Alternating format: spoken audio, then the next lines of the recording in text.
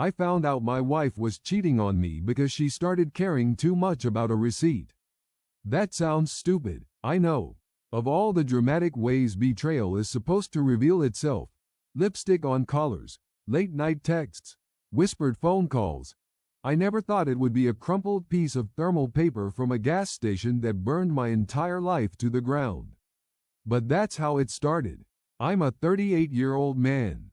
Let's call me Op. I work in corporate finance for a mid-sized logistics company just outside of Columbus, Ohio. The kind of job where you wear button-downs Monday through Friday, contribute faithfully to your 401k, nod politely in meetings about synergy, and dream about early retirement even though you know you'll probably work until you're 65. On paper, my life was perfect. Suburban house with gray siding and white trim. 2 cars in the driveway. Mine a sensible Honda Accord. Hers a newer white SUV we bought when our second child was born. We had a golden retriever named Max who shed everywhere and thought he was still a puppy even though he was pushing 10. 2 kids. Emily, 10, and Noah, 7. Soccer practices, piano lessons, PTA emails clogging my inbox. Christmas lights every December, a real tree every year, because fake trees don't smell like Christmas, according to my wife. Her name was Laura. We met in college, married at 27, together for 11 years. She stayed home with the kids until Noah started kindergarten, then went back to work part-time in HR for a regional real estate firm. She was warm, social, the kind of woman who remembered birthdays and sent handwritten thank you cards. Everyone loved her. My parents adored her more than me, honestly. I used to joke that I had somehow won the lottery without ever buying a ticket. And then, about 6 months ago, something shifted. At first, it was small things. Laura started going to the gym at odd hours. Not after dinner like before, but late at night, 9 or 10 p.m. She said it helped her sleep. She bought new workout clothes. More fitted, more expensive. She lost weight, but not in the slow, healthy way. It was sudden, sharp, like she was carving herself into someone new. She also started guarding her phone. Laura had never been secretive. We used each other's phones interchangeably. If hers was charging, she'd grab mine without asking. Suddenly, her phone was always face down, always in her pocket. She'd step into the bathroom to answer calls. Her password changed. When I asked about it casually, she laughed and said, "You're paranoid. I just like my privacy." That word, privacy, felt like a slap. We'd shared a bed, a bank account, 2 children, and bodily fluids for over a decade. But now I was intruding by asking why her phone lit up at midnight with a name I didn't recognize. Then there were the transactions. I handle our finances. Always have. It's part of my job, and frankly, I like the sense of control. I knew exactly how much went into savings, how much into the kids' college funds, how much into retirement. So when I saw charges that didn't fit our normal patterns, my stomach tightened. Gas stations on the other side of town, upscale restaurants she'd never mentioned, a boutique hotel downtown, $289 on a Tuesday afternoon. When I asked her about it, she didn't miss a beat. Oh, that? Work lunch ran long. We had a training session downtown. Her voice was smooth, practiced, too practiced. The receipt that broke me came a week later. I was doing laundry, something I'd started doing more often because Laura was so busy lately. I reached into the pocket of her jeans and pulled out a receipt from a gas station nearly 40 miles away. A place neither of us had ever had a reason to go. Timestamp: 2:14 p.m. I remember standing there in the laundry room, the dryer humming softly behind me, the house smelling like fabric softener and dog hair, staring at that receipt like it was written in a foreign language. My heart was pounding so hard I could hear it in my ears. I told myself there was an explanation. There always is, right? Traffic, a detour, a work errand. But that night, when she fell asleep beside me, I did something I swore I'd never do. I took her phone. My hands were shaking so badly I almost dropped it. I knew her new password, not because she told me, but because she reused an old one with a slight variation. I'd helped her reset it years ago. Muscle memory kicked in. I opened her messages. At first, nothing obvious. Group chats, work emails. Then I saw a name saved as Jenna Pilates. The message preview read, "I still smell you on me." I clicked. What followed was a thread that unraveled my entire existence. Explicit messages, photos I had never seen, hotel confirmations, jokes about me, about how he's such a good dad, and he'd be destroyed if he knew. Plans for weekends when she told me she was visiting her sister. The man's name wasn't Jenna. It was Mark, and he wasn't a stranger. He was a senior project manager at her company.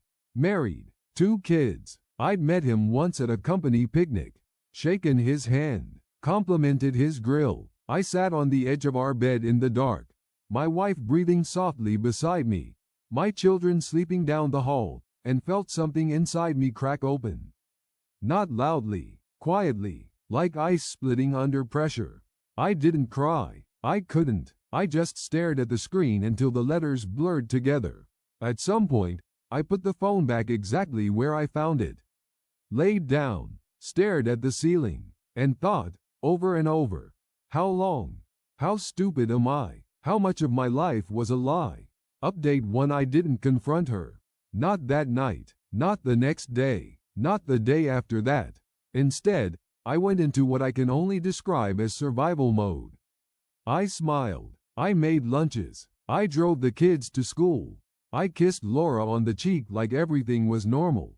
Inside, I felt hollow, like my insides had been scooped out and replaced with cold air. I needed proof, not for her. I already had enough, but for myself. For what was coming next. Over the next 2 weeks, I became a stranger in my own life. I took screenshots whenever I could, forwarded emails to a burner account, tracked dates and times in a spreadsheet like some deranged auditor of my own marriage. That's when I noticed something else.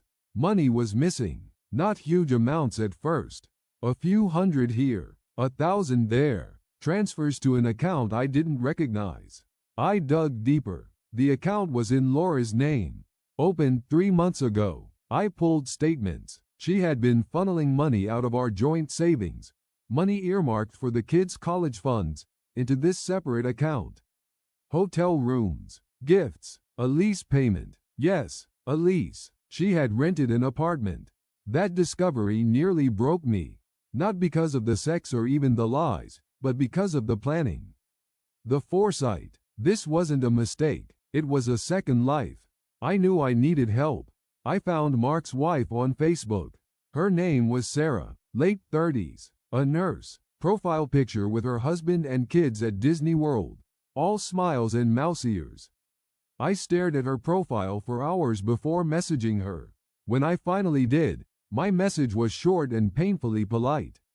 Hi Sarah, this is going to sound strange, but I believe our spouses are having an affair. I have evidence. I think you deserve to know. I'm so sorry, she replied 3 hours later. I was afraid someone would say this eventually. Can we talk? We met at a small coffee shop halfway between our neighborhoods. It was late November, cold, gray, the kind of day where the sky feels low and heavy. She walked in first. I recognized her immediately. She looked tired, dark circles under her eyes, hands clenched around her coffee cup like it was the only thing keeping her upright. We didn't hug. We didn't even shake hands. We just sat. For a moment, neither of us spoke. Then she said, quietly, "How long have you known?" 2 weeks, I said. You? She laughed, but there was no humor in it. I've suspected for almost a year. A year. We compared notes, dates, messages, lies. What emerged was worse than either of us imagined. The affair had been going on for nearly 18 months. It started as an emotional connection during a work project, turned physical during a conference in Chicago. From there, it escalated into weekly meetups, trips, and eventually, the apartment. But that wasn't the darkest part. Mark had been using company resources to facilitate the affair, expensing personal trips, using company credit cards. Laura had helped him falsify HR records to cover time off. They weren't just cheating, they were committing fraud. Sarah slid a manila folder across the table. "I've been collecting things," she said. "I didn't know what to do with them." Inside were bank statements, emails, and a copy of a post-nup Mark had pressured her into signing 6 months earlier. One that heavily favored him. "I think he was planning to leave me," she said. "Once he got everything in order." I felt a strange sense of clarity settle over me. They thought they were smart, careful, untouchable. They weren't. We didn't touch. We didn't flirt. There was no inappropriate bonding. Just two people sitting in the wreckage of their lives, choosing not to drown. We made a plan. Update 2: we waited until Christmas.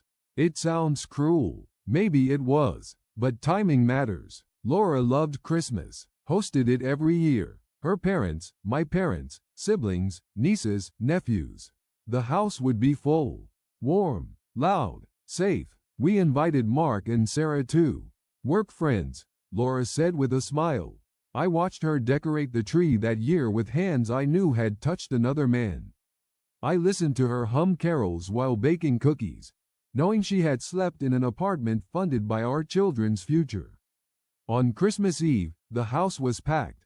Laughter, wine glasses clinking, the smell of pine and cinnamon. After dinner, when everyone settled into the living room, I stood up. "I want to say something," I said.